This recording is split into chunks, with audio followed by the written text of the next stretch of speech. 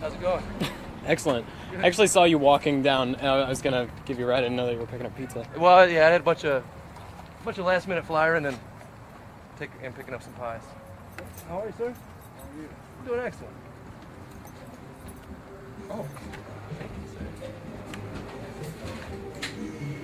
So how's the day treating yourself? Tired, man. Yeah? Yeah. Long night last night? Long night and long day. A bunch of people are leaving at City Paper. Oh yeah? Yeah. Like how many? Did you say Well, multiple people? One person's leaving. Okay. Emily Rippey got her job changed. Want to talk? Yeah. Better Briefly? Yeah. Yeah. I mean, Hey, John. That's okay. I mean, I've got somebody else I can ask, but just in case, I've got some gaffer tape. We can tape. I'm like 30 years. I've got it, but it's changing. But as I do, like,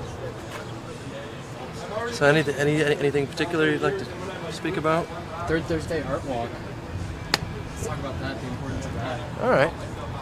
Yeah, I mean it's definitely a good thing. Third Thursday Art Walk is basically the Arts Commission of Toledo promotes basically the arts district that they're working on, which includes a lot of the warehouse area and the St. Clair Village area that's been being renovated over probably about the last 5 years, and they've turned it into, or they've stated that it is, and they're marketing it as an art district. And there's a few developers and land owners that are also promoting that and offering lower rent spaces at kind of a sweat equity kind of a way. You know, like they aren't necessarily, they're old warehouses. Post-industrial spaces have been empty or vacant for a long period of time, or they've been used for cold storage, or I mean, like the gallery here, when I first moved in to the building, which was on the corner, they like it was furniture storage, you know, 6 months ago. And since it cleared out and they weren't utilizing it anymore, they quit leasing it and cleared out all their stuff. Just kind of saw the space, envisioned what I thought could happen, and began to worked on it for. I mean, you look at the front of the building, it's very dilapidated. You know, it kind of definitely old space. I mean, the place was originally a cement factory. And you look at the floor, you look at the way the walls were especially when I first moved in. It wasn't very suitable for much of anything other than storage. You have pictures of all that stuff? Oh yeah. Well, what's the point of like moving all the arts to like one section? Just like Yeah, creating a closer arts community? I think it's like you know, you think about like a wheel and a hub for the spokes to come away from, and but you have that center point, and all the spokes kind of support everything coming off of it. So I think they want to like kind of concentrate it, but then you get into the whole like gentrification and all the derogatory terms that come along with that. Like you move in, you promote all these artists in a cheap living space, and you make it beautiful and thriving, and actually a legitimate area that was once totally deprived of any real life, at least for a long period of time. And then all the rent starts going up, and all people they basically price themselves out, they work themselves out of being able to do, which it's like a double-edged sword. Like how, I don't know exactly what the way to remedy that is. I don't know. I've got my space for up to 4 years, very inexpensive. I put a lot of equity into the place, not necessarily a ton of money. I concentrated on clean walls and good lighting, and like necessities and safety more than anything. And beyond that, like I do this out of passion rather than out of hobby. I don't have a lot of money to throw at it. I don't have any loans. I don't have like a financier I have to answer to, or any partners at all. The only closest thing to a partner with this space that I would have would be like the artists that I'm working with. And their trust that they have in me, as well as the respect and trust that I have in them. Along with with the landlord too, and him, I know that when I first was talking to him about the space and talking to him about how much he wanted for it and like my skills and what I could do with the space, that I'm sure he was questioning that. It's like, I'm going to give you, 2,200 square feet for under $500 for 4 years. I mean, and he didn't have any guarantee that it wasn't just going to remain a hovel. But like since that work has gone on and with things that have been going on, it's kind of, I think he's definitely more trusting and understanding of like my perspective and like my passions and what it is that I'm working towards and working for. And I'm sure that goes the same way for like a bunch of people in Toledo who like see that it's not just like going to be like a waste of money, things like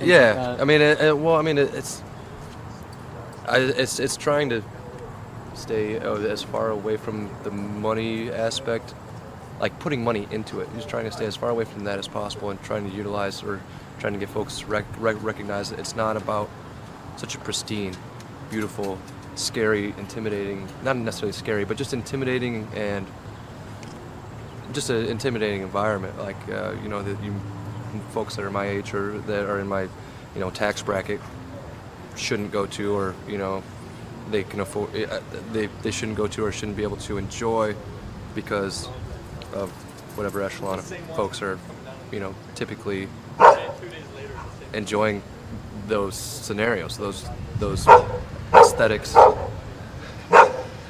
But how's it going?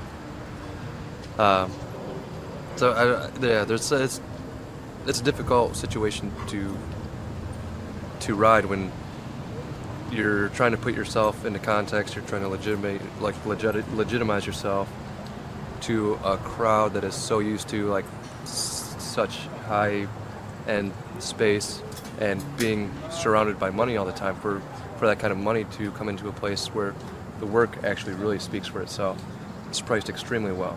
It's definitely legitimate. Some of the best in the city, if not in the region.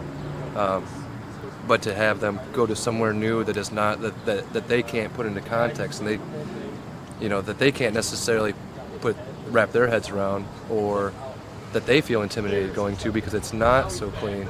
It's not all their friends there. They don't like the place doesn't necessarily have a long history. Even though I've been working up to this point and up to getting my own space for almost a decade. I've ran shows for a year and a half at one of the only 5-star restaurants in the city, but it was never my really it was never really my show. It was the Request for Fire Studios, and we put that on a lot of the information and so forth. But it was their clientele, and they were comfortable with the context in which they saw the work being shown in, and that legitimized it. Because the same work is here, and it's a weird situation to find your client base that is capable of being comfortable, and especially when you don't have a lot of money that you're shoveling into a place because you have a lot of money. When you're just working hard at it, it becomes a different kind of a situation. And even more so, like with the warehouse district, like they've got a lot of grants and so forth that are available, like with the Arts District, the warehouse district, St. Clair Village. They have a lot of grants and so forth that are available, which is very beneficial for some people. But they're all, I looked into it. I had the city come down, and I talked with them, but they're all matching grants. So it's like if you have $30,000 to throw at the space, they'll match it up to 70%. If you have $100,000 to throw at the space, they'll match it up to 70%, or something along those lines. Like there isn't any kind of. There's certain loans that you can get, but not unless you have a extremely respectable history. Probably almost to the point where you wouldn't even need the loan anyways. Well, what kind of pressure does that put on places like this then? It makes you find another way of doing it. It makes you maybe that much. I don't know. I think it depends upon the individual. I mean, it can either really frustrate you and kind of steer you away and make you upset and kind of curse out everything, or it can either make you just be like, well, that's the way it is. I tried to go through that route, and I'm finding just find your own path, kind of a thing. Walking through the woods rather than walking down the trail, but paying the tolls. So it's makes it much more enjoyable, and more appreciation I think is derived from that. Is like doing things yourself, and that harder work definitely comes into play. Yeah.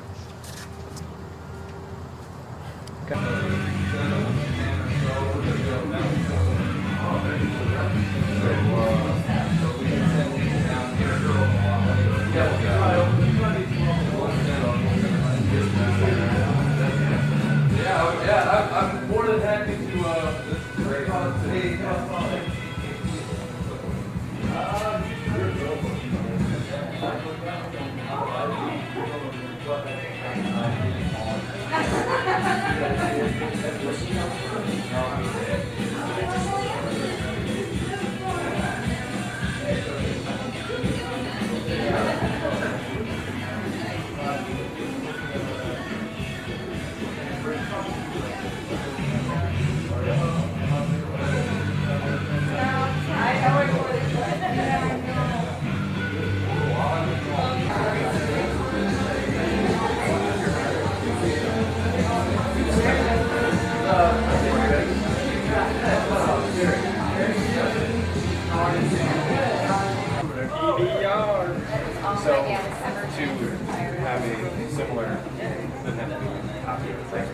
Similar. Can